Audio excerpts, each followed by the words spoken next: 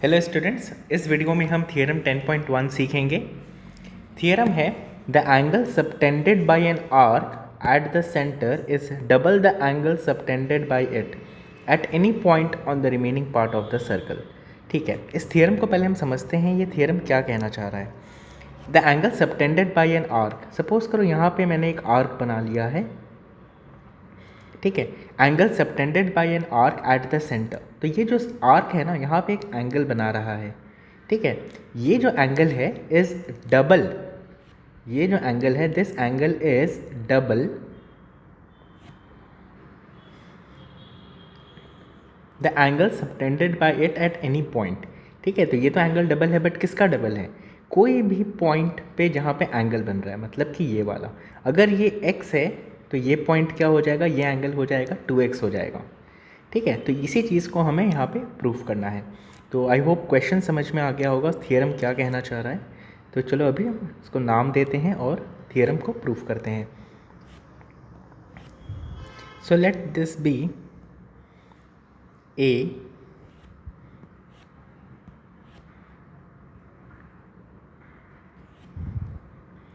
P Q and let this point center be O। ठीक है, अभी यहाँ पे हमें कुछ कंस्ट्रक्शन करना होगा। तो सबसे पहले हम क्या करते हैं, यहाँ पे हम एक स्ट्रेट लाइन खींच लेंगे।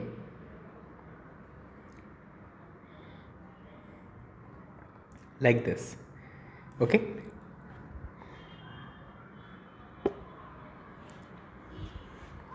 To prove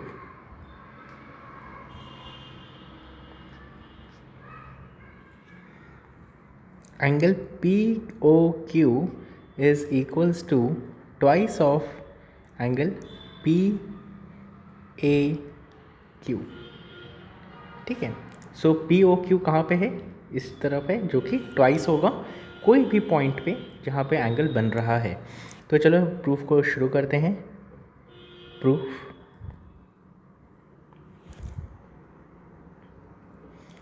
in triangle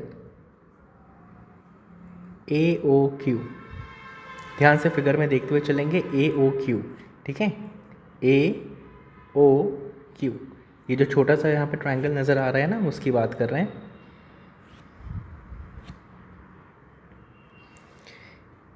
angle 1, चलो हम इसका कुछ नाम दे देते हैं। सपोज करो ये जो एंगल है 1 है, this angle is 2,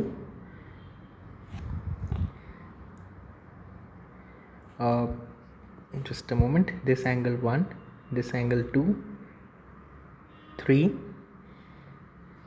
4 and this angle is 5।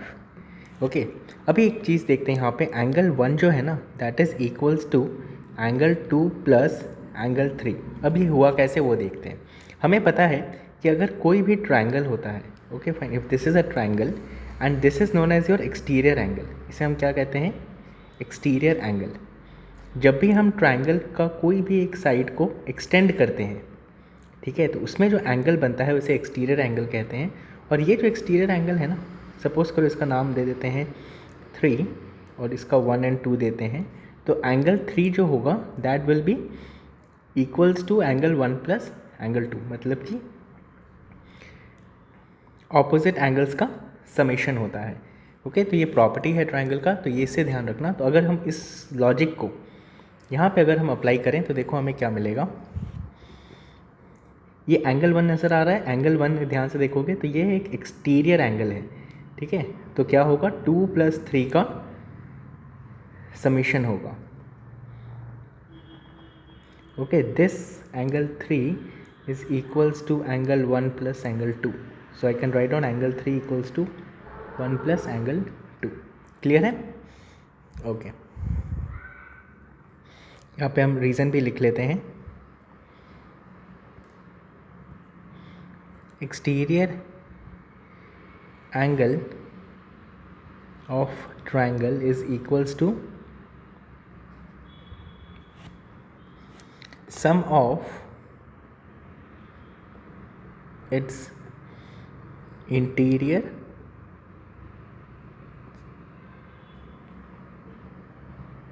opposite angles। Clear है? Okay, now if you see O A is equals to O Q, है ना, इसका रीज़न क्या होगा? ध्यान से देखो फिगर में, O A and O Q they are the radii of the same circle, they are nothing but radii of the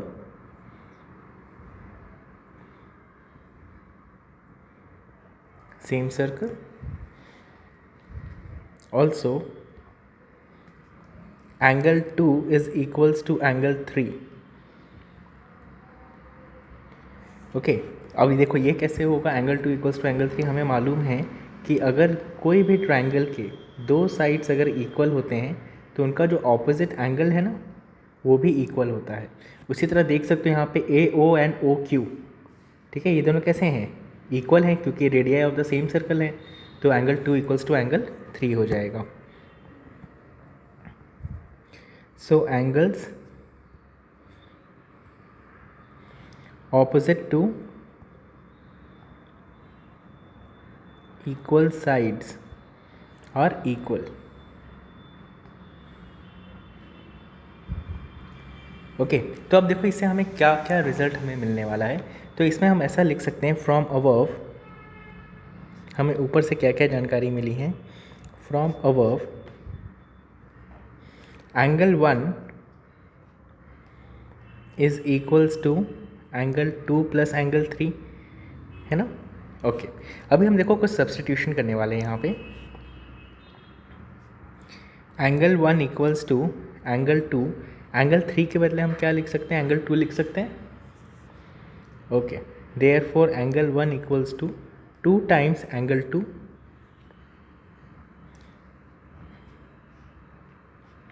we mark this as equation number 1। Okay अभी देखो यहाँ पे, अभी हमने जो शुरुआत किया था वो ट्रायंगल ए ओ क्यू से किया था, ए ओ क्यू से, और हमें क्या रिजल्ट मिला? हमें रिजल्ट मिला है angle 1 equals to 2 times angle 2। अभी एक चीज़ यहाँ पे ये ध्यान रखना है कि हमें प्रूफ क्या करना है? हमें ये प्रूफ करना है कि ये जो एंगल है ना ये 2 टाइम्स है ये वाले एंगल के, ठीक है। इसलिए हमें अपना जो अप्रोच है वो भी हमें इस पर ही फोकस करना है। जैसे हमने एंगल 1 लिया है और एंगल 2 लिया है, अब हम क्या करेंगे यहाँ पे 4 एंड 5 के बारे में देखेंगे, 4 एंड 5, फिर हम दोनों को ऐड कर देंगे और फिर हमारे पास रिजल्ट आ जाएगा, ठीक है। बट ये जो स्टेप्स होंगे ना वो सेम होंगे, सिमिलर होंगे जो अभी हमने किया। इसलिए ज्योमेट्री में ये रूल है कि अगर स्टेप्स सब सेम होते हैं ना तो हमें वो चीज़ें दोबारा लिखनी नहीं पड़ती, हम डायरेक्टली ये लिख सकते हैं, similarly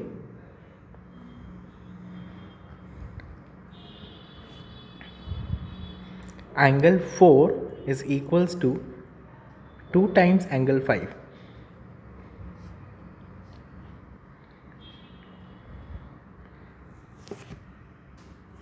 okay angle 4 equals to 2 times angle 5। Clear है? अब हम क्या करेंगे? Adding 1 and 2।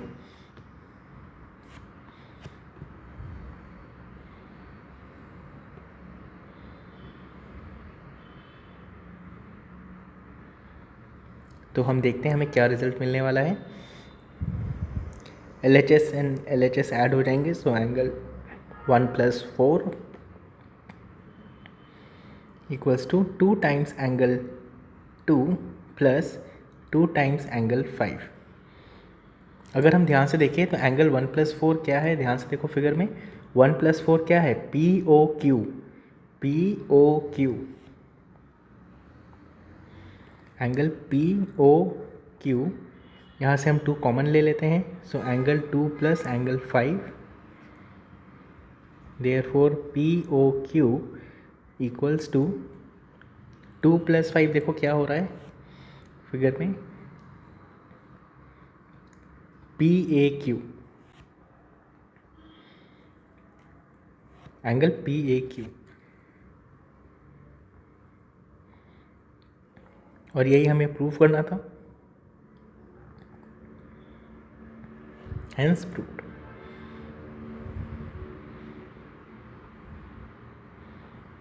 आई होप अच्छे से समझ में आ गया होगा। ओके अब हम नेक्स्ट थियरम देखते हैं, that is theorem 10.9, angles in the same segment of a circle are equal.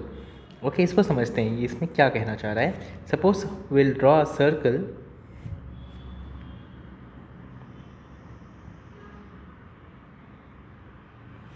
Okay अभी देखो जैसे कि अगर हम यहाँ पे कॉर्ड बनाते हैं, if we draw a chord over here,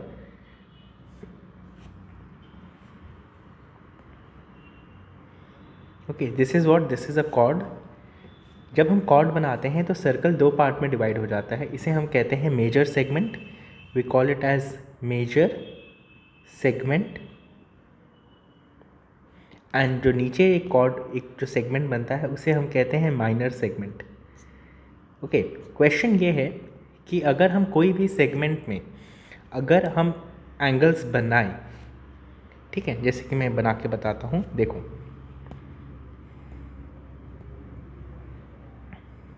for example if this is one, this is another,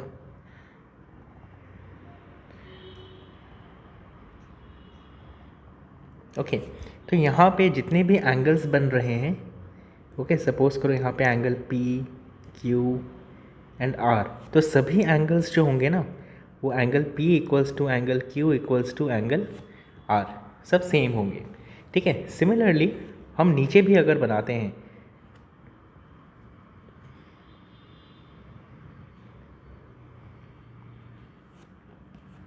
suppose करो इसका नाम देते हैं A एंड B, तो यहाँ पे जो एंगल बन रहे हैं ना ये भी सेम होंगे, angle A is equals to angle B।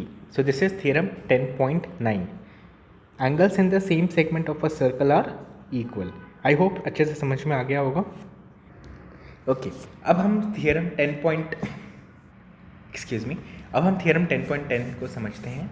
If a line segment joining two points subtend equal angles at two other points lying on the same side, यहाँ पे कुछ चीज़ें इंपॉर्टेंट है उसे मार्क कर लेंगे।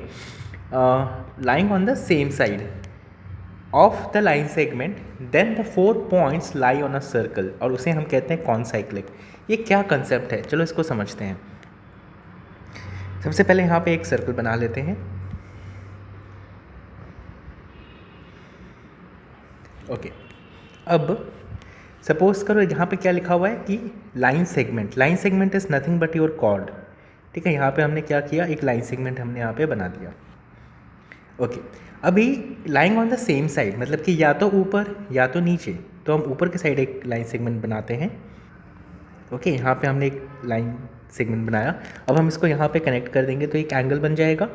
उसी तरह अभी हम एक दूसरा एंगल बनाते हैं यहाँ पे, क्लियर। अभी हमें पता है थ्योरम 10.9 से कि ये एंगल और ये वाला एंगल कैसा होगा। सपोज करो इसको नाम दे देते हैं एंगल P और एंगल Q, इसे नाम दे देते हैं let's say A and B। Okay तो हमें पता है कि angle P is equals to angle Q, ठीक है, ये दिया हुआ है ना। अभी हमें ये बताना है और ये हमें मालूम है, ठीक है। अभी जैसे कि angle P equals to angle Q है, तो ये पर्टिकुलर चीज़ angle A, B, P and Q, यहाँ पे हमें सारे पॉइंट्स दिख रहे हैं, तो इसमें हमें ये चीज़ का ध्यान रखना है कि एंगल Q है ना, अगर सपोज करो एंगल Q मैं सर्कल से बाहर ले लेता हूँ तब तो angle P equals to angle Q नहीं रहेगा, है ना। या तो फिर मैं अगर एंगल Q सर्कल के अंदर यहाँ पे कहीं पे ले लेता हूँ तो भी ये चीज़ इक्वल नहीं रहेगी, ठीक है। तो अगर ऐसा है कि ये दोनों एंगल P और एंगल Q अगर इक्वल हो रहे हैं, दैट मीन्स कि ये कहाँ पे लाई करेंगे, ये लाई करेंगे ऑन द सर्कल, ठीक है। और जब ऐसा होता है तो ये जितने भी पॉइंट्स हैं ना, angle A and B, points A, B, Q and P, ये सभी के सभी कहाँ पे लाई करेंगे, ऑन सर्कल, ऑन सर्कल लाई करेंगे, ठीक है। और उसी को कहते हैं कॉनसाइक्लिक। जब सारे पॉइंट्स सर्कल पे लाई करें उसे हम कहते हैं कॉनसाइक्लिक। आई होप ये थियरम अच्छे से समझ में आ गया होगा। I will explain it once again. देखो, if a line segment joining two point subtends equal angles at 2 points, ठीक है, जैसे यहाँ पे दिया हुआ है ना कि angle P is equals to angle Q on the same side of the line segment. जैसे AB है, AB के ऊपर same side of the line segment PQ जो है, यहाँ पे 2 एंगल्स बन रहे हैं। Then the 4 points lie on the same circle, lie on the circle A, B, Q, P, वो सभी के सभी कहाँ लाई करेंगे, सर्कल पे ही लाई करेंगे, ठीक है। ऐसा नहीं हो सकता कि Q यहाँ बना दिया या Q यहाँ बना दिया तो वो चारों के चारों जो पॉइंट्स है वो सर्कल पे लाई करें, क्लियर है? बस इतना सा थियरम है। ओके ओके, अभी हम नेक्स्ट टॉपिक समझते हैं, दैट इज साइक्लिक क्वाड्रिलेटरल्स। अभी जैसे हमने देखा था कि कौन साइक्लिक क्या होता है, जब सारे पॉइंट्स सर्कल पे लाई करते हैं, ठीक है, उसे हम क्या कहते हैं? कौन साइक्लिक कहते हैं। ओके, सेम थिंग, उसे अगर हम बोलें जैसे कि ये सभी पॉइंट्स जो हैं वो अगर सर्कल पे लाई कर रहे हैं, उसे हम कौन साइक्लिक कहेंगे। और जो क्वाड्रिलेटरल जो फॉर्म होता है ना, उसे हम कहते हैं साइक्लिक क्वाड्रिलेटरल। जैसे यहाँ पे कुछ नाम दे देते हैं, जैसे this is A B C and D. So A B C D जो क्वाड्रिलेटरल बना उसे हम कहेंगे साइक्लिक क्वाड्रिलेटरल। इससे रिलेटेड दो थियरम्स हैं जो अभी हम पढ़ने वाले हैं। ओके, थियरम है theorem 10.11, the sum of either pair of opposite angles of a cyclic quadrilateral is 180 degree. ठीक है, देखो जैसे हमारे पास यहाँ पे साइक्लिक क्वाड्रिलेटरल है, अभी सम ऑफ ईदर पेयर मतलब जैसे कि एंगल ए और एंगल सी क्या होगा? Angle A plus angle C will be equals to 180 degree